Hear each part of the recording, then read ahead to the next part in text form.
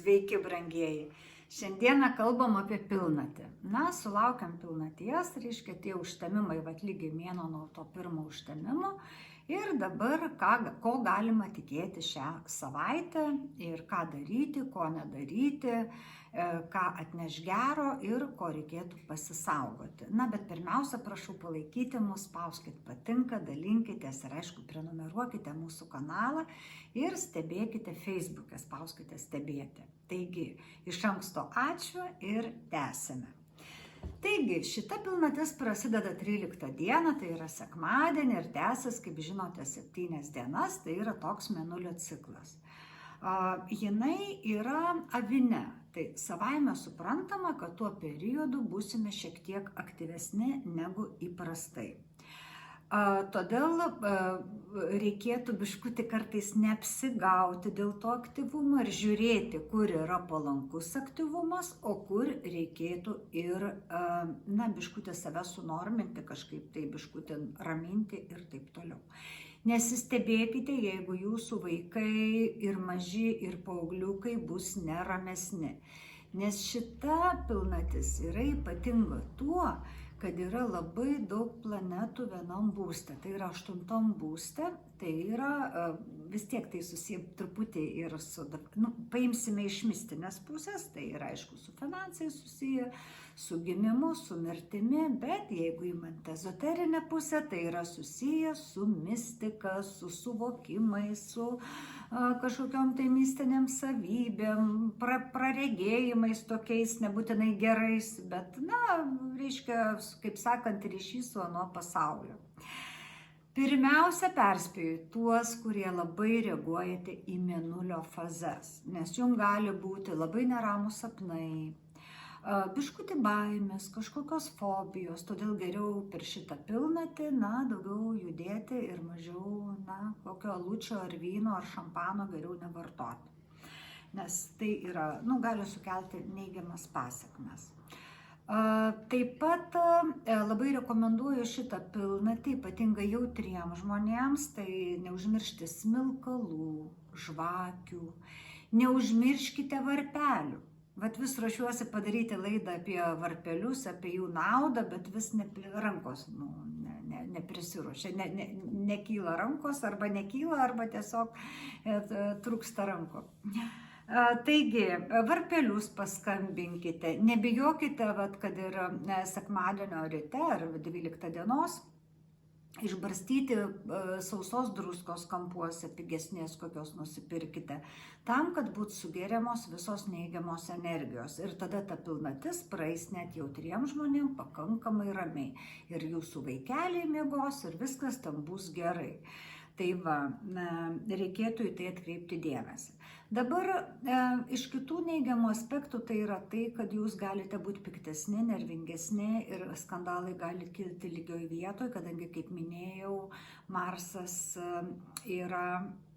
sudarys kvadratą su Saule ir yra vienaženklė, tai natūralu, kad aktyvumas, agresija ir visi tokie neigiami dalykai. Aišku, jeigu esate boksininkas ar šiaip koks aktyvus sportininkas, tai tada yra gerai.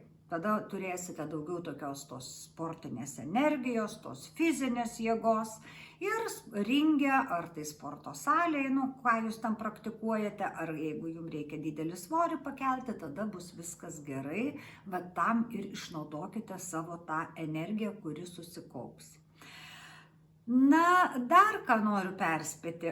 Labai palankus laikas bus visiems tiem, kurie dirbate su kompiuteriais, su aukštom technologijom, nes Urano padėtis bus ypatingai palanki ir jums labai seksis.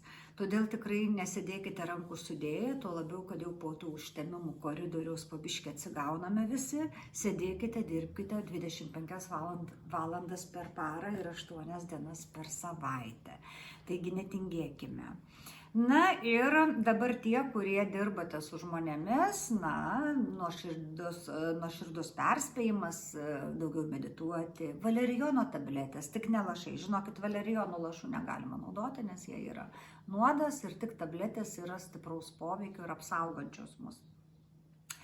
Taigi, kurie dirbate su žmonėmis, gydytojai, mokytojai, policija, gaisrininkai, nežinau, kas ten dar dirba, psichologai, astrologai ir visokie ezoterikai, visi tie, kurie turite labai artimą kontaktą vieno ar kitu aspektu, irgi turite būti nusiteikę, būti ramesniais, nes nesusipratimų gali kilti labai daug, ypatingai jeigu esate, sakau, jautrus mėnulio įtakai.